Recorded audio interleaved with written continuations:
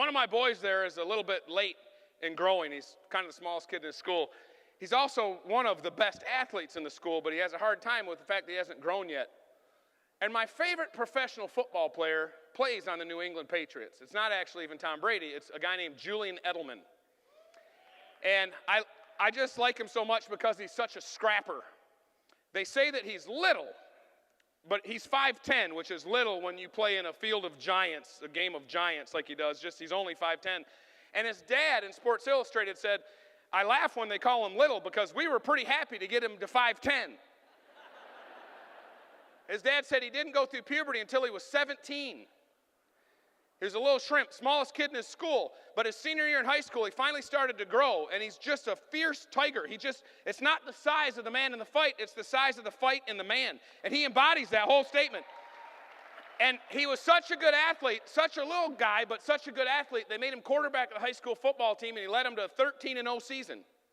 And then he went to college. No college would take him, so he was a walk-on starter at a junior college football team as quarterback. And then Kent State picked him up to run an option offense, and he broke all kinds of records, and he's lightning quick. He's like a cat. And he played quarterback all through those years at Kent State, but there was no way that he was going to make it into the NFL as a quarterback. And so he didn't know how he was going to play, what position in the NFL. He just knew he wanted to play in the NFL.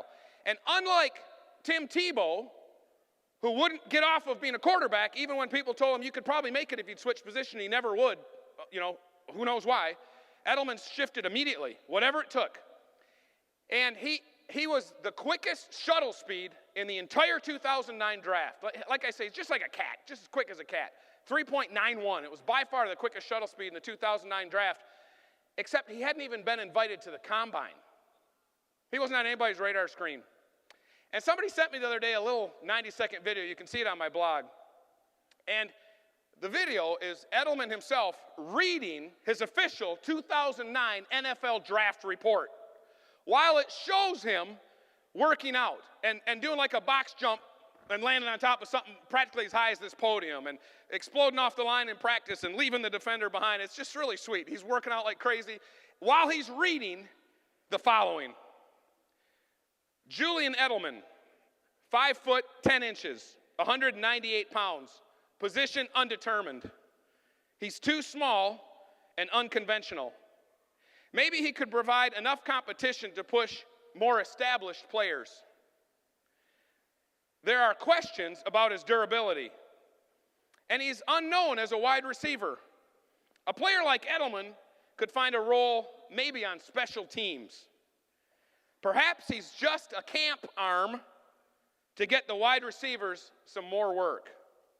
It's unlikely Edelman is being brought to New England to make any impact.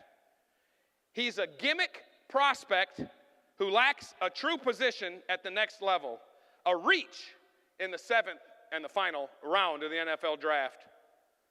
And then Edelman says, Edelman, by the way, who caught the most passes in the Super Bowl, and many think he was the MVP and not Brady.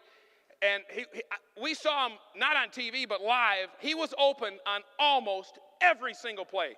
He wears these red gloves, and he has this attitude he carries on his shoulder, and he never gets tackled by the first guy. He always makes a miss. It's so extremely fun to watch. And all through his life, people have told him, you're too small, you don't have what it takes, you're not the right position.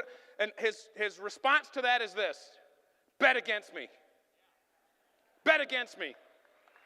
And he finished the video by saying this: there are only 2 things you can do when someone says you're not good enough. You can prove them right, or you can prove them wrong. Isn't that great? And I thought, it's almost good if you have a critic. It's almost good if someone thinks you don't measure up. It's almost good if you've got a little chip on your shoulder. It's pretty good. It's pretty healthy if you keep it within bounds to be the underdog, to be the overachiever, to not quite look the part, to not quite be the part, to be the right this or the right that. It helps to be hungry and determined and have something to prove. That's why I love sports, because the analogies are so readily at hand, and it's such a great analogy and a great metaphor for life. And we can learn so much from the principles that work everywhere. Sometimes it means you're going to have to get mad. Sometimes it means you're going to have something to prove.